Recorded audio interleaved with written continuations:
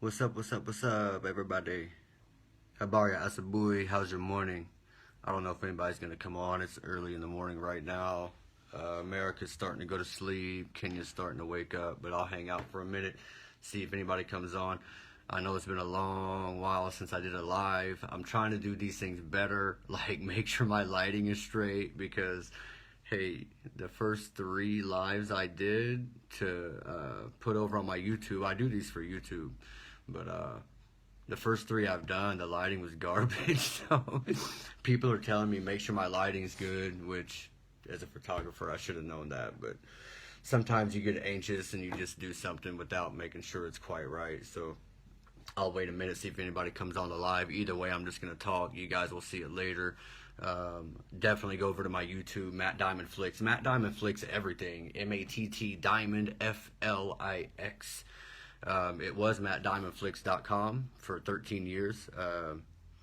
But I finally took down my website last year because I never truly monetized it. I made a little bit of money off of it, but you know, it was just becoming a debt, you know what I mean? So last year, whenever I made my first vlog in Mtwapa at Copacabana, and I loaded that thing up, that's when I made the decision that, you know, I'm going to go all the way YouTube. I'm crossing over. So you guys might even notice I'm not nearly as active on Facebook anymore. I'm still here. I'm not going anywhere, but I'm not going to invest as much time in. You know, there's there's so many realizations, and this will go into the topic that I'm discussing today. But there's so many realizations you get with Facebook over the years, man. Like we have all these friends on Facebook, but a lot of people are not friends. You know, a lot of people are stalkers or creeps or weirdos, or they're taking notes, gossiping, looking for trouble. My favorite is the people that are always silent, but whenever they find like any small issue in something you've said or done, that's when they pop up and they want to give points of correction, you know? And I've been running those people off for years. You know, people say I'm popular in Kenya, people say I'm famous, whatever. Man, I got a little over 3,000 friends. I've never even hit 4,000 because I keep it clean. Like, you know, imagine having a house party full of people that ain't even cool with you. I would rather have a small get together, a little bitty shindig with people that respect my house and respect my time and respect my energy, respect my property. And I look at social media as the same way, you know, these are like the digital properties that we've manifested over the years, and you know, we have every right to manage that crowd, you know, crowd control, whenever people bring issues, damage control, you know. So I had a couple people come on. I think they went off. I don't know. I don't care. It's okay. So in 2020, let me tell you guys a little bit of background. When I got sick as hell at age 29, I'm 36 now, 37 in December. It was 2015. 2016 is when Trump came into office. I didn't like Trump then. I'm a Trump supporter now, all the way. I didn't vote because I can't vote. But, so I'm taking the bullet for that dude because it's for the truth. It's not about my vote. It's not about my pride. It's not about my ego. It's not about my skin color. And a lot of ignorant people will like to imply that someone supports him based on color. Well, the majority of the Americans I'm still talking to and in communication with are black Americans, and they're Trump supporters too. And I know a lot of Latin Americans who are Trump supporters. A lot of my students, I'm teaching nowadays remotely, and it's like 95% Latin Americans. A lot of them are Trump supporters. Imagine that. You know, you wouldn't think that from the media narrative. So whenever 2016 hit, I was sick, man. I was so sick. I was really fighting for my life, trying to figure it out.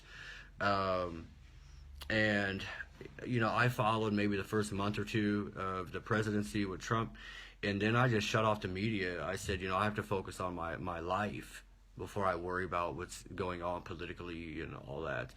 And there was so much toxicity surrounding that whole situation anyway. So I shut off the news for a while. I stopped paying attention, you know, and I started traveling to Kenya in 2018, 2 years after that. And at first I thought when I was coming to Kenya, number one, I was escaping the food culture, and coming to this good food culture. You guys can see my body right now. Like, I weigh over 160 pounds. Over 160 pounds. I'm 5'6", by the way. I'm not tall. People think I'm tall, but I'm not. When I was in the United States, all my life, the most I ever weighed was in the Navy, when I worked out 5 times a week and ate a lot and had snacks more often. And my highest weight was 144, but my usual weight in America was like 120 to 128, maybe 130 pounds. And I was trying to gain weight. But that food is toxic. It doesn't matter if you cook at home, it's still toxic ingredients. Even if you're a vegetarian, if you're going to Walmart produce and buying those fruits that have no scent, you're not eating healthy, you know? So, you know, this place changed my life. Whenever I finally came in 2018, it gave me a whole new life. But one thing I learned, no country is an island. You can't run away from America. You know what I mean? If you're Russian, you can't run away to America and get away from Russia. Everything is connected. All of these things are connected. And that's another topic. That's not what we're going to discuss today. Bringing up Trump is a great introduction to the topic, because in 2020, okay, I had already been coming to Kenya. I had been here twice. I had been in Uganda. I had gotten healthier. I went back to the U.S. the beginning of 2020, and boom, that Corona popped off. Boom, BLM popped off. Boom, we're normalizing hormone therapies on kids. Boom, LGBT becomes LGBTQ, then I, then A, then plus. It's just getting crazy. We're burning down police precincts. BLM riots are burning down black businesses, saying that Black Lives Matter. Like, you know, hooligans and criminals are fighting the cops, and they end up losing the battle, and then people destroy a neighborhood over it. Insanity. So the election was coming. Of course, I was interested in the election. I was very much not for Hillary in 2016, and I already knew Joe. I already knew about Joe. A lot of people still don't know about Joe, how dirty this Joe is, this Joe Biden. So I was interested in the election, of course, and I started paying attention to the headlines again. And this is when my full awakening really came. I was seeing people call the president a fascist, a white supremacist. I'm seeing people equating him to Hitler. I'm seeing people saying punch a Nazi. Like, what Nazi? Like, I grew up in a small white town. I've never met an open white supremacist or a Nazi or any of that. If I ever met one, I didn't even know it. You know what I mean? So what I'm thinking, I'm like, you know, what did this guy say? What did this guy say when I was not paying attention? What did he say when I was in Kenya trying to shut off America from my mind? So I started looking up some of his speeches, and I watched a few of them, and I was like, well, you know, sometimes he says stuff a little bit sloppy, but he's human. We're all human. We all say things sloppy. We all say things wrong, you know. So I said, that can't be it. It can't be that simple, you know. So then I thought, before I waste more time just trying to investigate speeches, I said, who owns this network? I started asking that question. Like, who owns C-SPAN? Who owns MSNBC? Who owns CNN? You know, I started going down the list. So I ran to Google. I started searching, and I started getting answers really quick. And, you know, the reality, I don't know the exact number right now. Specifics don't even matter to me. Less than 10 people, like family names, are owning everything media-wise in America. I'm talking about Hollywood, right? Production studios, the movies, the things that a lot of Africans see and give them false images of America. The same companies that are giving Americans false images of Africa, right? There's always some truth in both of these images, but there's also a lot of exaggerations, or maybe the word is even platitudes, you know. It's not a full accurate depiction when you're seeing these things. So I'm finding out that a very small amount of people are owning this Hollywood imagery, They're owning these media houses. So the media houses, not only are they owning the news station, they're owning Nat Geo, BET, MTV. By the way, if y'all don't know, BET isn't even black owned. Uh, what E Entertainment, Comedy Central. Why do you think Trevor Noah talks like he's a Democrat politician? Because it's all corrupted and politically based and everything. Not only that, this is where I love throwing out a fact. The music. You know, you look up Capitol Records and all these other big brands that have been around for a long time. They own big music. You know, they've been owning big music. I love pointing this one out. They own gangster rap. Not all of it, but a lot of it. And you have to ask yourself, what does an older, pale-skinned guy have? How does he have an interest in signing a record deal with a guy that raps about what he saw in the hood or what he did in the hood? You know, killing, drug dealing, all these like very toxic narratives. And then, you know, young men of all colors, keeping it real, but of a certain black community, a lot of young men, not all, because not all black folk grew up in the same community, newsflash. A lot of people grow up emulating this music, and it wreaks destruction and chaos and disorder in communities, you know. And anybody that knows, like, the murder rate in America is super high, you know. So when I'm finding that out, I said, wow, this is wild. Now, while this is happening, the hatred for the president was so deep. A lot of people, a lot of y'all Americans, voted the way you voted based in hatred. So during that year, 2020, we're still in 2020 here, I was doing a lot of questions of the day, right? I was working from the office at the shop there in Oklahoma, and I had a bit of time to work in. So I would do a question of the day and engage with people. And I asked a question of the day. I said, and this is the topic for today, I said, whenever you leave your house in the morning, how much hate do you put in your backpack? Your backpack, the thing that you carry on your back, that you put things in when you leave the house, when you go somewhere. How much hate? It was a rhetorical question, man. I didn't expect people to like have measurable answers, and they did. Like, people were answering. You know, some people said plenty. I said, holy shit, like, what makes you want to load up hate and carry it? That's so weird. Very bizarre, very toxic. Not just toxic for society, but for yourself. Hate is heavy.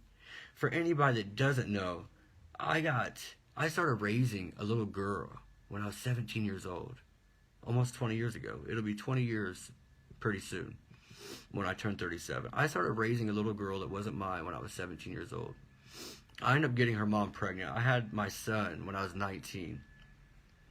And, you know, it didn't work out. It was, as far as I'm concerned, it was the wrong woman, the wrong time, the wrong place, the wrong everything. The only thing that was right was I had an amazing son. A very handsome kid, very sharp, very brilliant. My point of mentioning that is, you know, I divorced that woman, and it's never been reconcilable as far as parents, like co-parenting and being respectful and, you know, respecting me to my child and staying away from toxicity and bad energy for my child. It's about the child, not about like the old relationship. You can give a damn if your old relationship didn't work. It's about the child, right? It's about the child's energy, the child's peace, the child's growth. And I say that to say I don't hate that woman. I don't like her. I think she has a very phony, you know, plastic personality. There's a lot of things I could say, but I don't hate her. So the question is, like, why carry hate? What's it for? What are you going to do with it? And how heavy has it become? How much hate has that harm caused you? And you have to ask yourself, what has hate done for you lately? And this is a good topic right now because it's election season in Kenya, and election season here gets crazy.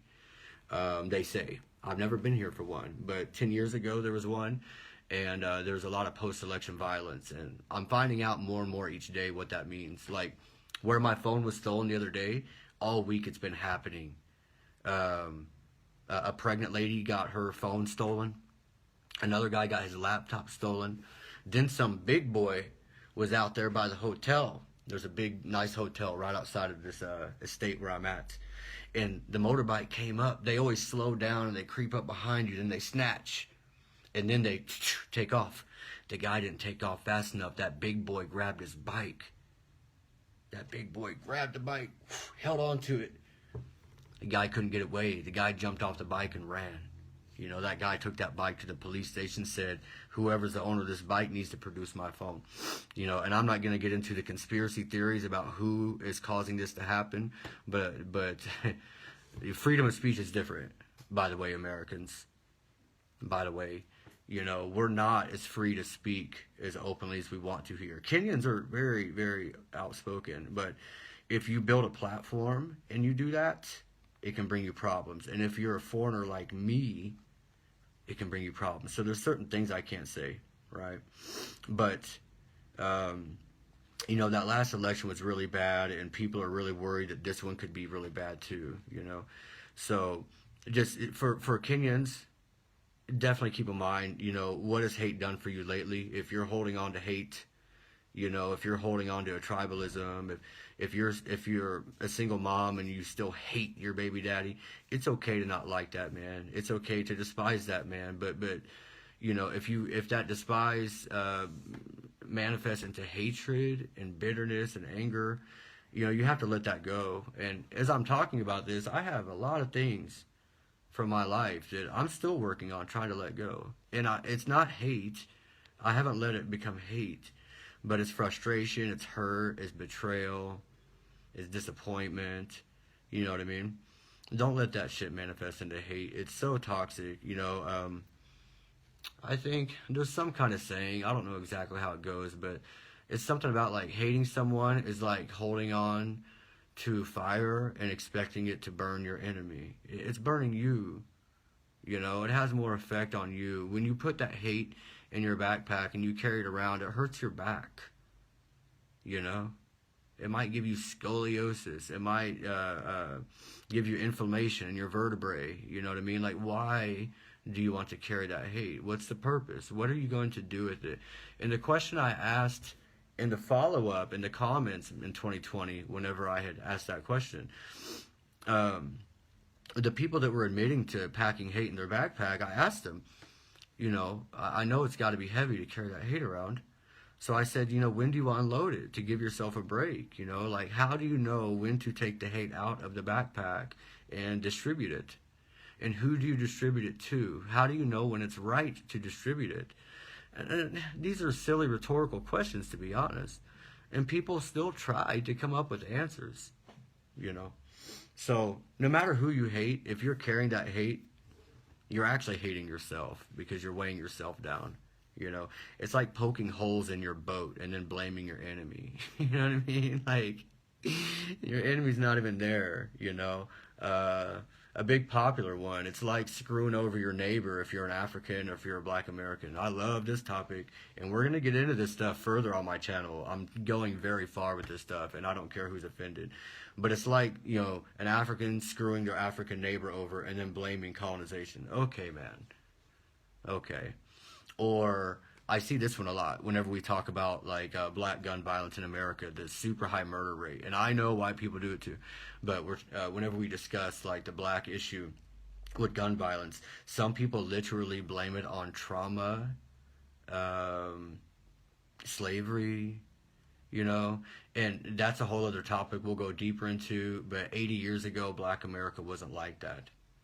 Your grandparents were not like that. They didn't use that logic. They didn't use their parents' enslavement to excuse poor behavior that was destructive to the community. This is all tied to hate.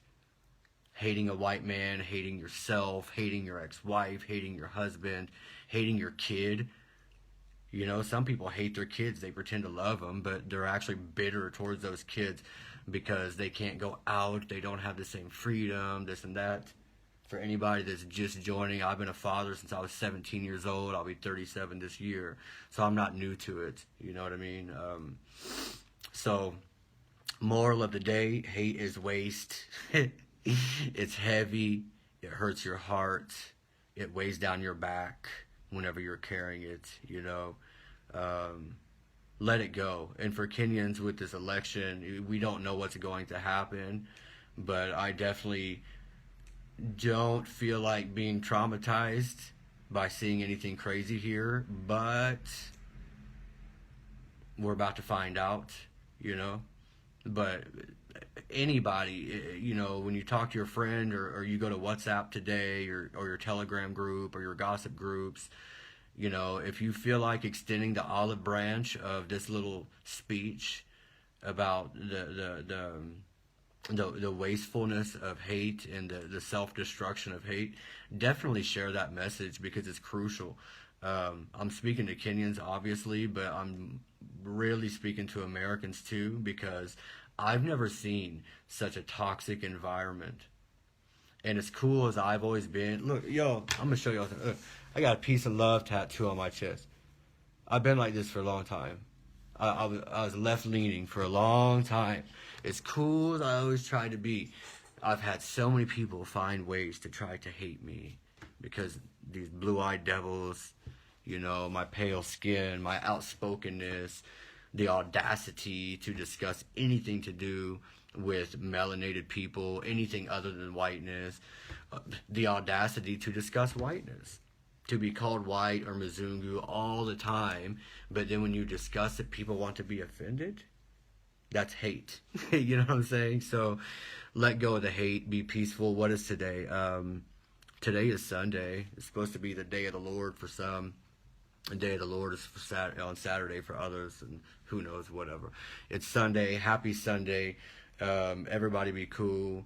Stay peaceful. Stay healthy. If you're in Kenya, stock up on your essentials before the election, just in case things do get crazy. You don't have to risk trying to go outside and deal with anything bad. So I hope everybody is staying cool and safe and warm because it's cold here in Kenya. So peace and love. We'll see you guys next time.